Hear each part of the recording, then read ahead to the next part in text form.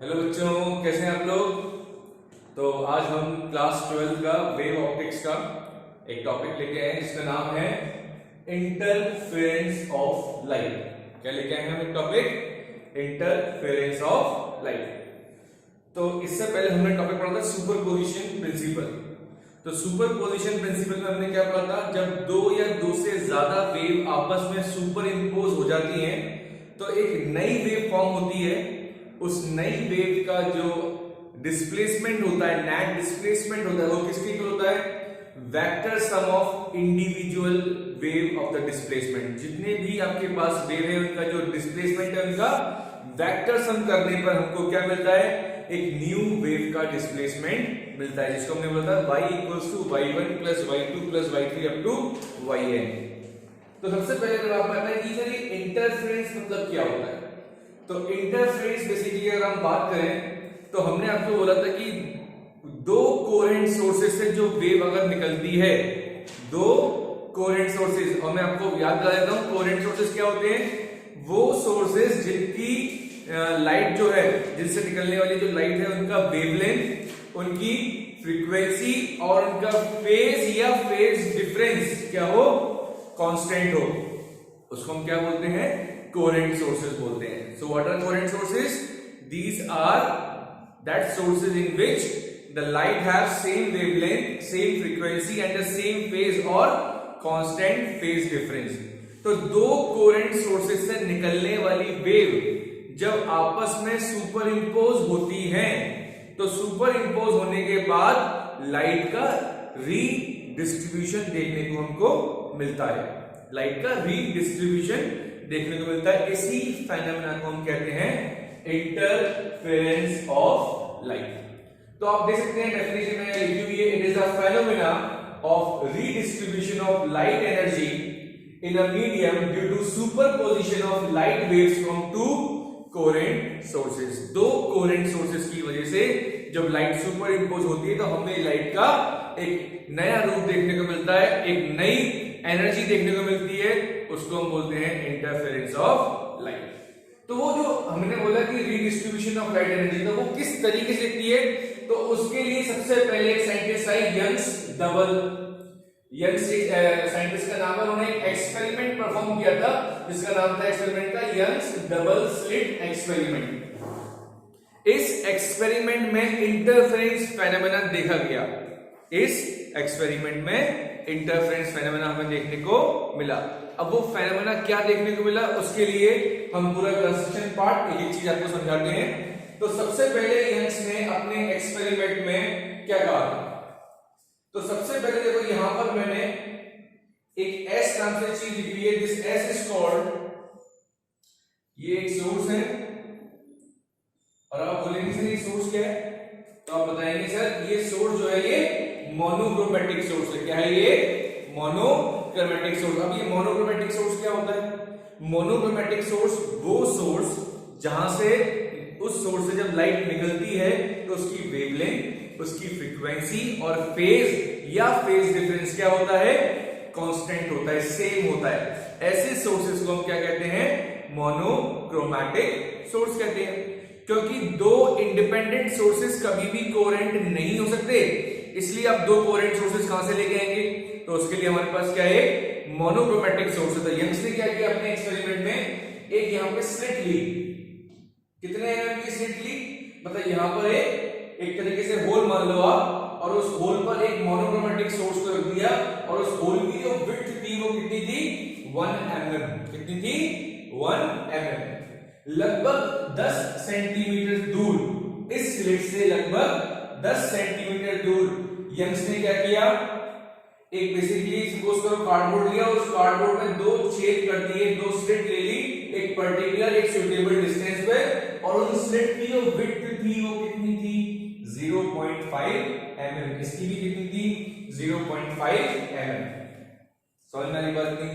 और लगभग 2 मीटर पे जाके, कितने, लगभग 2 मीटर पे जाके एक स्क्रीन ली उसने, उस स्क्रीन पर इस इंटरफेरेंस फेनोमेना को देखा गया। तो यही समझना है कि वो जो इंटरफेरेंस था, जो लाइट का रीडिस्ट्रीब्यूशन था, वो क्या हुआ, तो वो देखेंगे यहां पर हम। तो जो यहां पर मैंने डार्क लाइन से जो मैंने एक आर्क बनाया हुआ है, इसको हम रिप्रेजेंट कर रहे हैं क्रेस्ट से। किससे? अगर वेव वर्ड यूज करा तो उसका क्रेस्ट होगा और ट्रफ होगा। क्रेस्ट और ट्रफ क्या होते हैं? जो particle line of zero disturbance से ऊपर की तरफ वाइब्रेट करते हैं उसको क्या बोलते हैं हम? क्रेस्ट। और वो पार्टिकल जो लाइन ऑफ जीरो डिस्टर्बेंस से या मीन पोजीशन से अगर नीचे जा रहे हैं तो उसको क्या बोलते हैं हम? ट्रफ बोलते हैं। तो ये मैंने आर्क बनाए हुए डॉटेड जो है ये हम क्रेस्ट, और जो डार्क है इसको हम बोल रहे हैं crest. This is crest, this is trough, this is crest, this is trough. समझ आ रही है? Crest trough, crest trough, crest trough. अब क्या होगा, ये दोनों साइड से देखो हमारे पास कोरेंट सोर्स इंडिविजुअली क्या है? मोनोक्रोमेटिक सोर्स है। इसी मोनोक्रोमेटिक सोर्स की हेल्प से ये जो स्लिट जो है इससे जो वेव निकल के जाएंगी तो वो किसकी तरह काम करेंगे? ये दो स्लिट किसकी तरह काम करेंगे? दो कोहेरेंट सोर्सेस की तरह काम करेंगे, क्योंकि दो इंडिपेंडेंट तो कोहेरेंट होते नहीं। तो हमने कोहेरेंट के लिए क्या किया? यहां पर एक सोर्स दिया, यहां पे दो स्लिट थी, तो इन दो स्लिट से निकलने वाली जो वेव है उसको हम क्या बोल सकते हैं? Coherent sources. या इन दो स्लिट से निकलने वाली जो लाइट है उसको हम क्या कह सकते हैं? कोहेरेंट सोर्सेस कह सकते हैं। इतनी बात समझ में आ रही है आपकी? ठीक है। तो यहां पे क्या किया हमने? ये हमारे पास क्या था? क्रेस्ट। ये क्या था हमारे पास? ट्रफ। फिर ये क्या था? क्रेस्ट। ये क्या था? ट्रफ। फिर ये क्या? क्रेस्ट। ये ट्रफ। अब ये क्रेस्ट और ट्रफ किससे निकलेंगे? इन दो स्लिट से निकलेंगे। तो जब ये क्रेस्ट और ट्रफ जब निकलते हैं तो क्या होते हैं? आपस में सुपर इंपोज होते हैं। इस वेव का क्रेस्ट, इस वेव का ट्रफ, इस वेव का ट्रफ, इस वेव का क्रेस्ट।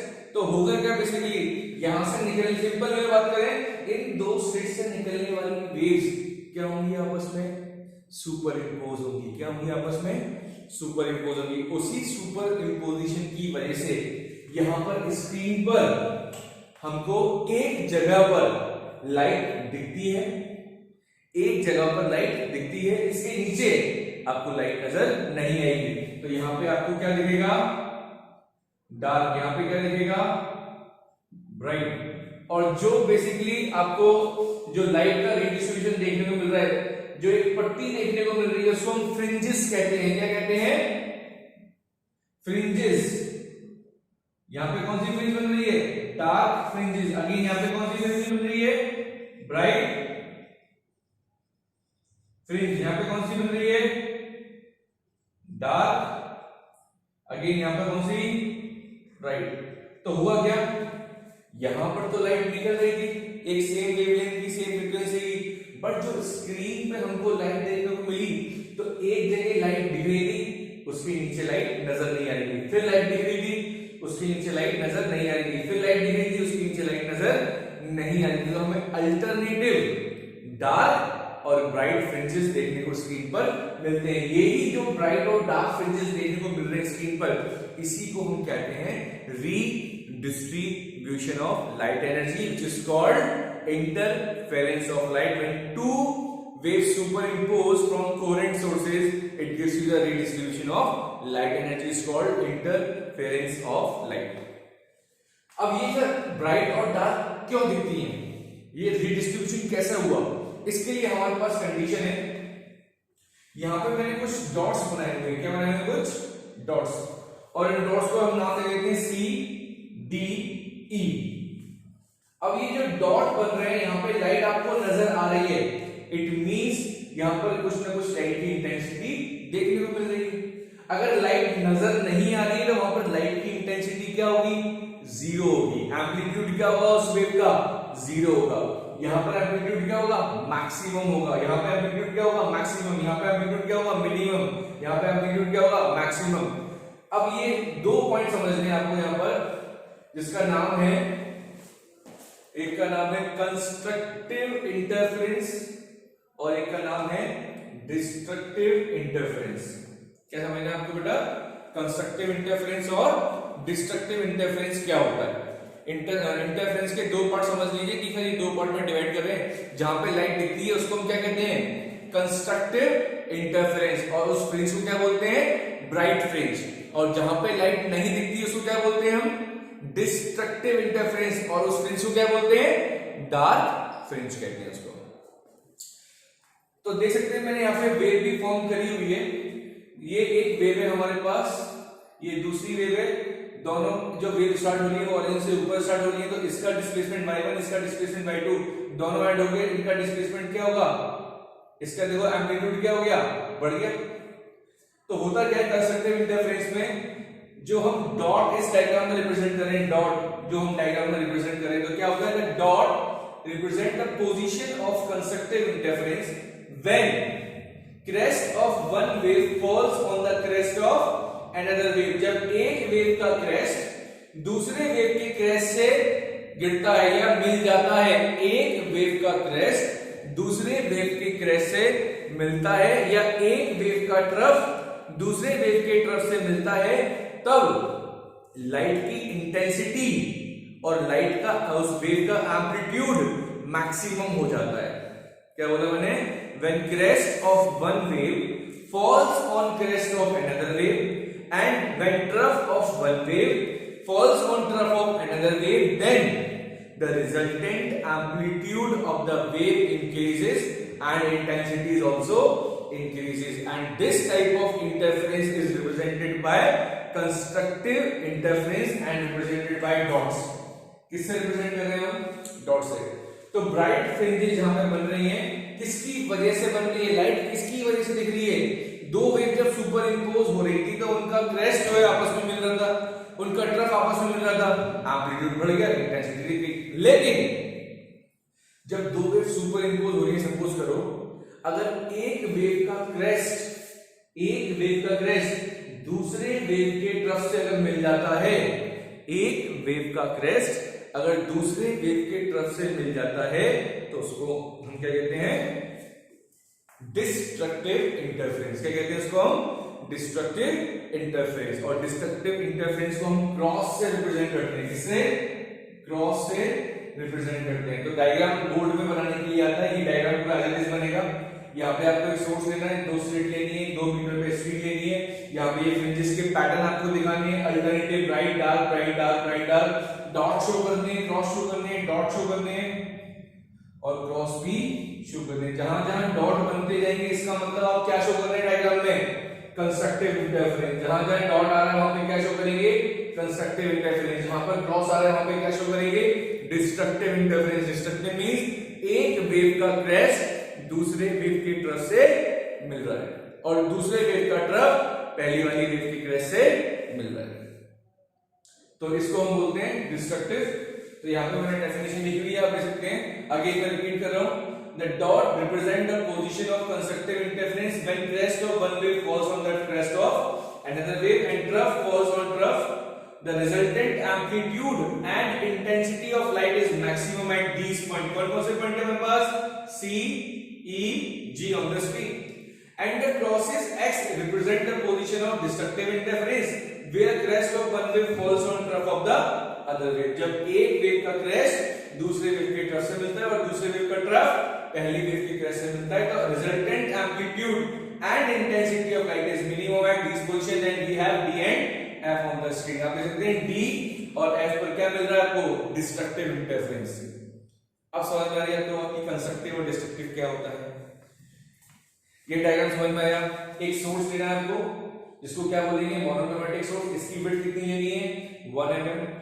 इसके लगभग 10 सेंटीमीटर आगे दो होल करने हैं आपको, जो हम स्लिट कहते हैं। एक इनकी विड्थ क्या करनी है, 0.5 mm की, ये भी 0.5। तो ये दो जो स्लिट है ये किसकी तरह काम कर रहे हैं, कोहेरेंट सोर्सेस की तरह काम कर रहे हैं। दो इंडिपेंडेंट सोर्सेस कभी भी कोहेरेंट नहीं होते हैं। तो यहां से जो वेव निकल के जा रही है, दोनों वेव, इन दोनों स्लिट की वजह से जो वेव आपस में क्या हो रही है, सुपर इंपोज हो रही है। उनके हिसाब से हमने क्या बोला, क्रेस्ट और ट्रफ जब मिलते हैं, crest to crest, trough to trough, तो हमें क्या मिलता है, एक ब्राइट फ्रिंज मिलती है। जब एक वेव का क्रेस्ट दूसरे वेव के ट्रफ से मिलता है तो क्या मिलती है, डार्क फ्रिंज मिलती है। और ये अल्टरनेटिव पैटर्न हमको देखने को मिलता है। तो this is the redistribution of light energy. इसी को हम क्या कहते हैं, इंटरफेरेंस। अब जो हमारा नेक्स्ट लेक्चर होगा उसमें हम डिस्कस करने वाले हैं किन कंडीशंस पर, ये तो हमारी थ्योरेटिकल पार्ट हो गया, हमारे पास कंडीशंस भी हैं, मैथमेटिकली भी हम कंस्ट्रक्टिव और डिस्ट्रक्टिव को रिप्रेजेंट करते हैं, तो वो अपने नेक्स्ट लेक्चर में देखेंगे।